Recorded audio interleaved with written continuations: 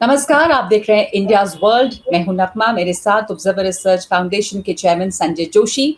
बात यूक्रेन और रूस युद्ध की जो अभी भी जारी है।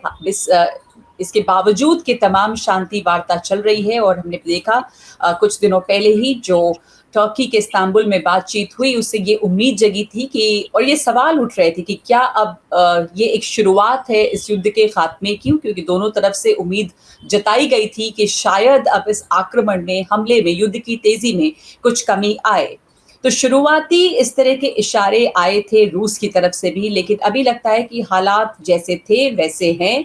तमाम तरह के सैंक्शंस, प्रतिबंध अपनी जगह पर है। इस बीच कूटनीतिक गतिविधियां भी काफी तेज हुई हैं अलग अलग देशों के बीच। और इसमें अब ये देखना होगा कि किस करवट ये युद्ध जो है वो पलटता है, क्योंकि अभी यूक्रेन एक बार फिर से तैयारी में लगा है कि रूस के हमले, रूस का आक्रमण और भी तेज होगा। तो जो बातचीत टर्की में हुई, इस्तांबुल में, संजय जी, वहां से रूस की तरफ से भी पहले ये बयान आए कि कुछ सकारात्मक रहा और अब जो है हमलों में कुछ कमी आएगी, थोड़ा स्केल डाउन करेंगे। जो कीव पे हमले हो रहे हैं, चेर्निहिव पे हमले हो रहे हैं, और इसको यहाँ पर तमाम अंतर्राष्ट्रीय मीडिया में भी काफी बड़ी खबर के तौर पे देखा गया और सवाल उठे कि क्या ये शुरुआत है युद्ध के खात्मे की। लेकिन हम लोग वापस इस समय वही हैं जैसे युद्ध था। हमले हो रहे हैं और बहुत ही मिले जुले संकेत वहां से दोनों तरफ से निकल के आ रहे हैं। नगमा जी, हर घंटे स्थिति बदलती है और ट्विटर पर देखें तो हर 5 मिनट में आपको नया बयान किसी का सुनने को मिलेगा। और वास्तव में जो युद्ध चल रहा है, जो डिप्लोमेसी चल रही है, ये सब इससे बहुत दूर होनी चाहिए। कुछ डिस्टेंस बना करके ये सारी डिप्लोमेसी होनी चाहिए, जो नहीं हो रहा है। यही सबसे बड़ी समस्या ये ट्विटर वॉर्स में होती है, जो ट्विटर पर लड़ाइयाँ लड़ी जाती हैं। आज 30 तारीख है और अभी 2 दिन पहले ही जो है ये वार्तालाप शुरू हुआ, जो टर्की में हुआ। बहुत अच्छी पहल थी। कई समय बाद दोनों आमने सामने, दोनों पक्ष बैठ करके मिले और कुछ ठोस लिखित प्रस्ताव पहली बार यूक्रेन की तरफ से शायद इस मीटिंग में रखे गए, जिसमें कई सारी बातें कही गई थी। पहली बात जो एक लगातार बात चल रही है कि न्यूट्रलिटी होनी चाहिए, यूक्रेन एक न्यूट्रल देश हो, डीमिलिटराइज्ड हो, नेटो का सदस्य नहीं हो। लग रहा था कि इसमें जो है लगभग सहमति है और दोनों के बीच कोई ना कोई रास्ता निकल सकता है। देखिए, ये सब मुद्दे जो है बहुत पेचीदा है। जो सबसे बड़ा पेचीदा मुद्दा ये है कि चर्चा जो है, पहली बात तो राष्ट्राध्यक्षों के बीच नहीं हो रही है। पुतिन और ज़ेलेंस्की के बीच कोई बात नहीं हो रही है। इनके डेलीगेशंस मिल रहे हैं। डिप्टी फॉरेन मिनिस्टर रूस के गए थे, दूसरी तरफ से उसी लेवल के यूक्रेन से पार्टिसिपेट कर रहे थे। लेकिन उसके बाद जो दूसरी बड़ी समस्या है कि ये युद्ध जो चल रहा है यूक्रेन में, ये वास्तव में यूक्रेन और रूस का युद्ध तो है ही नहीं। ये तो वेस्टर्न अलायंस और रूस का युद्ध बन गया है और उनकी आपस में बातचीत हो ही नहीं रही है। हाँ, ज़रूर फ्रांस की, मैक्रों की बीच में एक चैनल ऑफ कम्युनिकेशन खुला हुआ है, लेकिन वास्तव में जो नेगोशिएशंस होने चाहिए, जिनमें एक यूनाइटेड स्टेट्स ऑफ अमेरिका एक पार्टी हो, रूस पार्टी हो, नेटो के दूसरे सदस्य देश पार्टी हो, वो आज तक वार्तालाप नहीं हो रहा है। और इस वजह से यही कारण है कि ये जो वार्ताएं होती हैं, इनमें कुछ हिंट आता है, कुछ एक खुशबू सी आती, महक सी आती कि शायद बात बन रही है, और अगले ही दिन किसी दूसरे स्तर पर किसी और का स्टेटमेंट दोनों तरफ से इस प्रकार का निकलता है कि लगता है बात तो बन नहीं रही है और बिगड़ रही है। पर वास्तव में जो युद्ध चल रहा है, अगर इस प्रकार जहां पे पहुंचा हुआ है और जिस प्रकार के स्टेटमेंट्स बार बार निकल करके आते हैं तो दोनों पक्ष की तरफ से, उनमें उनसे जो कंफ्यूजन पैदा होता है उससे बचने की जरूरत है। और इसी कंफ्यूजन की वजह से आज एक बहुत ही, मैं कहूँगा, आंदोलन स्थिति है, बड़ी बड़ी वॉलेटाइल स्थिति है, जो किसी भी तरफ जा सकती है और सभी पक्षों के लिए खतरा लगातार बना हुआ है। जी, इस बात जी, सबसे दूर मेरे ख्याल से चर्चा करनी चाहिए कि क्या ऐसी चीजें हैं जो हल हो सकती है, जो नहीं हो सकती। कि ये जो डिस्कशंस हैं, ये जो वार्तालाप चल रहा है, ये बड़ा पेचीदा और बड़ा कॉम्प्लेक्स डिस्कशन है और इसमें कई मुद्दे ऐसे हैं जो दोनों पक्ष आपस में नहीं सुलझा सकते। समस्या ये है, जैसे यूक्रेन की न्यूट्रलिटी का सवाल है, तो यूक्रेन की न्यूट्रलिटी में एक प्रश्न हो रहा है गारंटीज, गारंटी कौन देगा? और गारंटी देने को लोग तैयार भी हैं कि नहीं है, चाहे P5 जो यूएनएससी के 5 बड़े सदस्य हैं वो गारंटी देंगे, एक चर्चा वो हो रही थी, दूसरा हो रहा था तुर्की इसमें शामिल होगा, कनाडा शामिल होगा, पर जो लोग गारंटी देने वाले हैं वो तो कहीं डिस्कशन में अभी तक मौजूद ही नहीं है, तो वहां समस्या आती है। तो इस तरह से कई मुद्दे हैं जो बड़े पेचीदा हैं, जिनका हल वास्तव में इन दो पक्षों की बातचीत में उनका समाधान होना संभव नहीं है। तो बातचीत, आप कह रहे हैं कि बातचीत फिलहाल जिस स्वरूप में हो रही है वही सही नहीं है, क्योंकि जो पक्ष फैसले ले सकते हैं या युद्ध को किसी निर्णायक मोड़ पे पहुंचा सकते हैं, मतलब कि रोक सकते हैं, नेगोशिएशन हो सकती है, उन पक्षों में बातचीत ही नहीं है। जो बातचीत हुई अभी की, जो पक्ष फैसले ले सकते हैं या जो पक्ष फैसलों को इन्फ्लुएंस कर सकते हैं, घटनाक्रम को इन्फ्लुएंस कर सकते हैं, वार्ता उनके बीच होनी चाहिए, जो नहीं हो रही। माहौल ऐसा बना था, क्योंकि जब टर्की में बात हो रही थी इस्तांबुल में, तो ये बयान भी आया था इन तमाम चीजों के बीच में कि ऐसी स्थिति अब है कि आगे शायद पुतिन और ज़ेलेंस्की के बीच बात हो सके। उस वक्त कुछ बातें रूस ने सामने रखी थी कि यूक्रेन को ये होना पड़ेगा, जिसमें डीमिलिटराइजेशन, डीनाज़िफिकेशन, इस तमाम तरह के शब्द इस्तेमाल किए गए थे। यूक्रेन एक गारंटी की बात कर रहा था, डिप्लोमैटिक हस्तक्षेप करेंगे देश अगर कुछ सही नहीं रहता है तो उस वक्त ऐसा लगा कि एक माहौल ऐसा बना है कि पुतिन और ज़ेलेंस्की बात करें, जिनको बात करनी चाहिए। लेकिन ये कुछ, क्या आपको लगता है कि किसी तरह का कोई ऐसा प्रोग्रेस है कि अब जब ऑनलाइन बात फिर पहली अप्रैल को होगी, तो कहीं हम प्रोग्रेस कर रहे हैं, कहीं आगे बात बढ़ रही है, या थोड़ा 2 कदम आगे 2 कदम पीछे, यही स्थिति अभी तक है? देखिए, प्रोग्रेस ऐसा नहीं है कि नहीं हो रही है, प्रोग्रेस वास्तव में हो रही है। और अगर आप तुर्की में जो चर्चा हुई हैं उनके मसौदे को देखें तो काफ़ी हद तक कुछ चीज़ें पहली बार टेबल पर आई हैं, जिनमें हाँ कुछ बातों में यूक्रेन को पीछे हटना है, कुछ बातों में रूस को पीछे हटना है, और एक सहमति होती बनती दिखती है अगर ये मसौदा ठोस हो जाए। समस्या ये होती है कि जब भी जो मुख्य इसमें कर्णधार हैं, एक तरफ ज़ेलेंस्की हैं, दूसरा पुतिन है, जहां उनको लगता है कि उनका जो पक्ष है कमजोर हो रहा है, तुरंत दूसरी तरफ से निगोशिएशन स्ट्रैटेजी के ही रूप में कुछ ऐसे स्टेटमेंट आने लगते हैं जैसे कि ये वार्ता आगे प्रोग्रेस नहीं कर रही, ये हमको अमान्य है। तो पुतिन ने बिल्कुल स्पष्ट तौर पे कहा कि ये ज़ेलेंस्की जो कर रहे हैं, मैं इससे बिल्कुल सहमत नहीं हूं और ये हो ही नहीं सकता।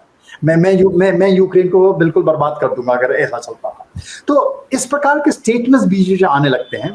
तो एक तरफ तो ये मेरे निगोशिएशन टैक्टिक है, लेकिन ये बड़ी खतरनाक निगोशिएटिंग टैक्टिक है, और सभी पक्ष क्योंकि इस प्रकार कुछ मेरे विचार में अपने समय से पहले कुछ चीजें बोल देते हैं जो कि वास्तव में एक स्पीड ब्रेकर, रोड ब्लॉक का काम कर रही है निगोशिएशन होने में।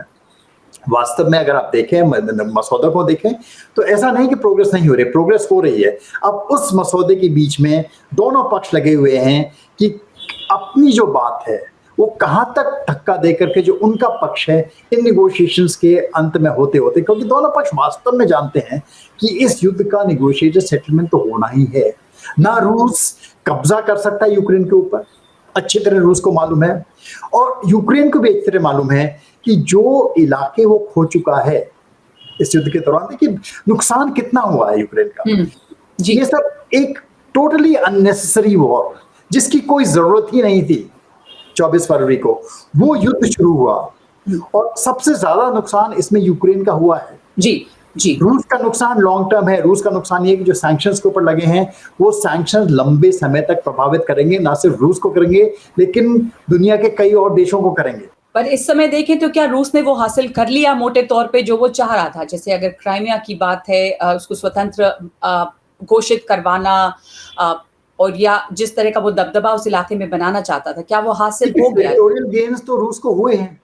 जो इस डोनबास और लुगांस्क का रीजन है वहां पर उसने कब्जा कर लिया है। उसने अपना मैरिपोल में भयानक बमबारी करके अपना लैंड कॉरिडोर स्थापित कर लिया है। लेकिन जो वो डिक्लेयर करके घुसा था कि मैं यूक्रेन पर पूरा कब्जा करके इस सरकार को हटा करके यहाँ से हटूंगा, वहां कोई संभावना नहीं है कि उसको सफलता मिलेगी। जी। तो इससे समय सही है निगोशिएट करने का, लेकिन किस पक्ष को अब इस स्थिति में, देखिए हर हालत में दोनों को जो पोजीशंस वो ले चुके थे वहां से तो पीछे हटना है।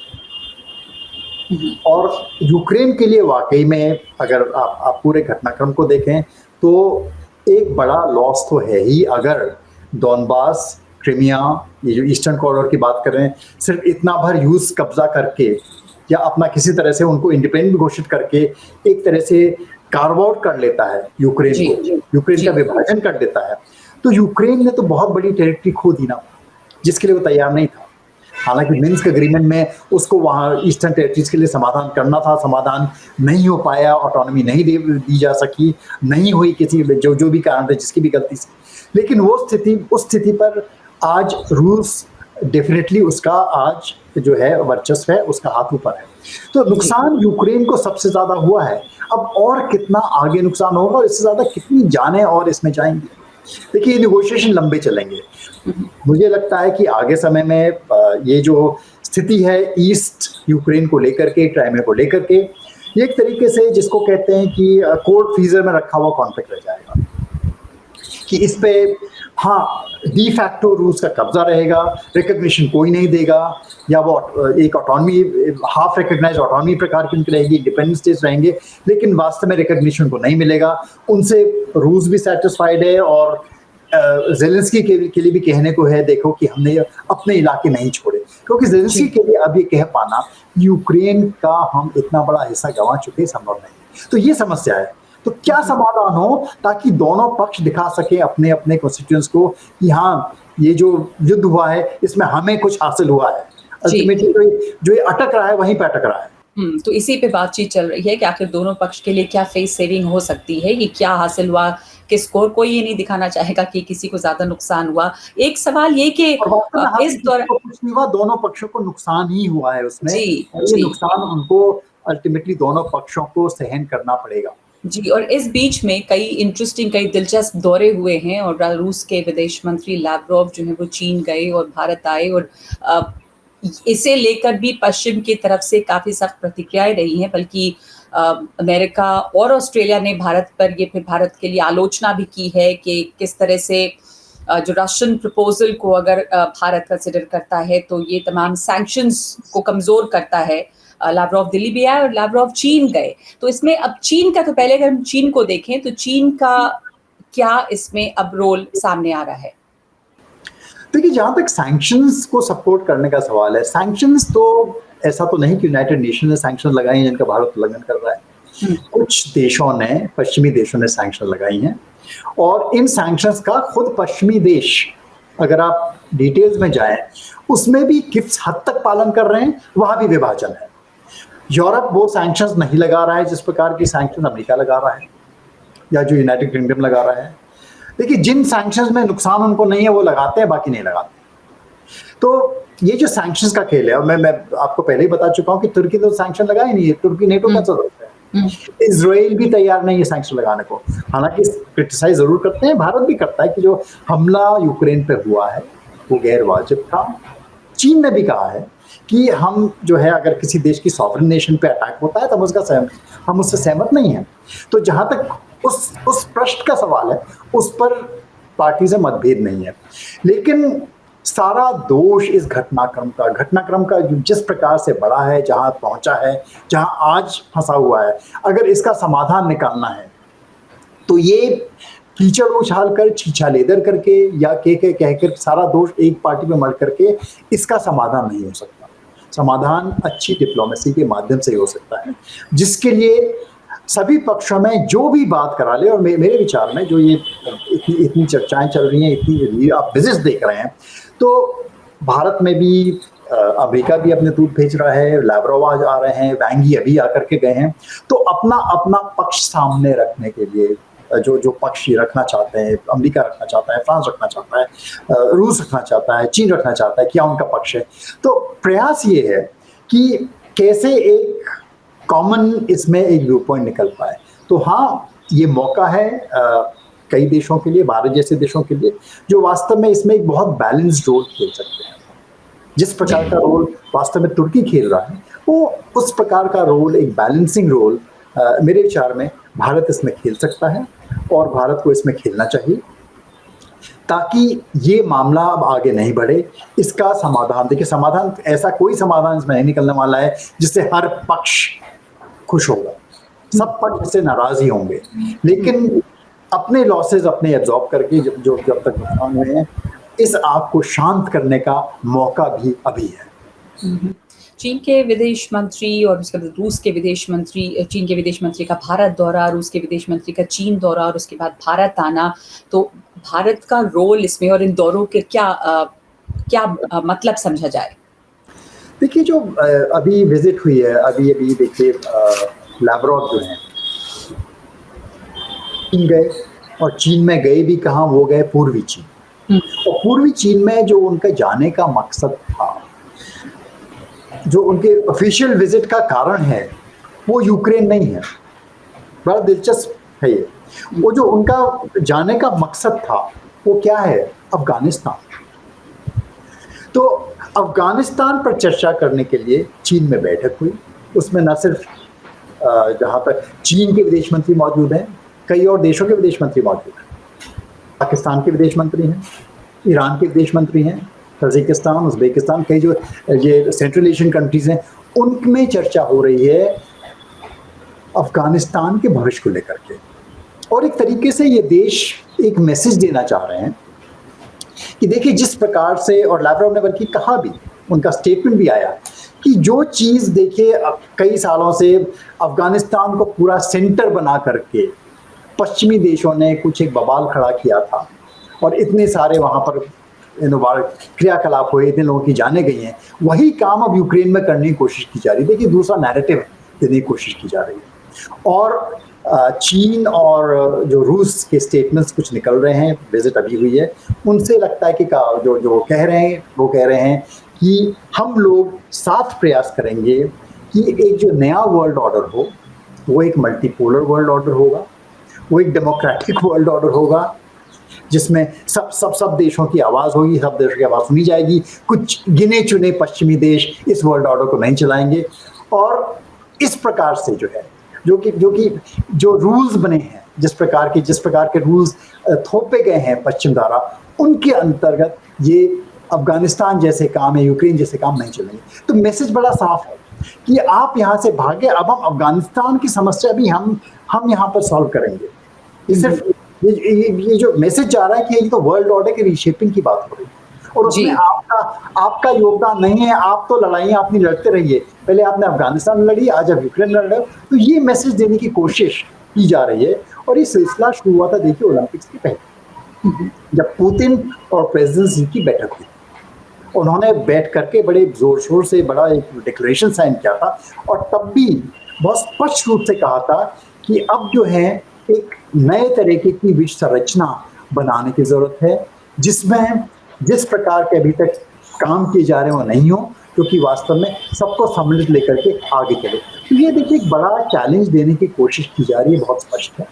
और इसमें भले ही पश्चिमी देश चीन को कुछ भी कहते हैं, चीन स्पष्ट प्रयास कर रहा है कि एक इस मौके का फायदा उठा करके एक बड़ा चैलेंज जो उसका जिस प्रकार से उसको अलग थलग करने की कोशिश की गई है, वो अब लीडरशिप लेकर के रूस के साथ या रूस की सहायता से या अन्य देशों की सहायता से एक दूसरे तरह का एक वर्ल्ड ऑर्डर निर्मित करने की कोशिश करे। ये मैसेज देने की कोशिश की जा रही है। जी, चीन ये मैसेज देने की कोशिश कर रहा है, और चीन के लिए ये एक मौका है कि वो अपनी जगह बनाए। जैसा आपने कहा कि अलग थलग जो किया जा रहा था, एक मौका मिला है जब वो एक लीडरशिप रोल यहाँ पर इख्तियार करे, और वही वो करने की कोशिश कर रहा है। संजय, एक आखिरी सवाल के, ये जो बहुत ही खतरनाक युद्ध और जो सिचुएशन बनी हुई यूक्रेन में, अब जैसा आपने भी कहा कि ये नेगोशिएशन लंबे चलेंगे और ये स्थिति जो है वो बनी रहेगी, वैसे में अब क्या लगता है कि क्योंकि युद्ध जो है वो मोटे तौर पे पश्चिमी देश और रूस के बीच है, तो अमेरिका के लिए एक अच्छा विकल्प, जो बेस्ट ऑप्शन है, क्या वो एक कॉम्प्रोमाइज किसी तरह का रहेगा पुतिन के साथ?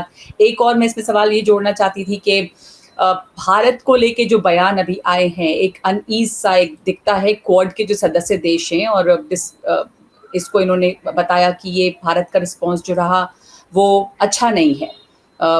तो उसमें भारत का बहुत साफ रवैया रहा है, पर लगातार ये दबाव बनता रहा है, और अब क्वाड देशों में भी शायद अकेला है भारत। जो एक रुख इख्तियार किए हुआ है? देखिए, भारत का रुख इस दबाव के कारण परिवर्तित होने वाला नहीं है, क्योंकि भारत का जो रुख इस पूरे युद्ध में रहा है वो एक, मैं कहूँगा, बड़ा बैलेंस्ड अप्रोच रही है।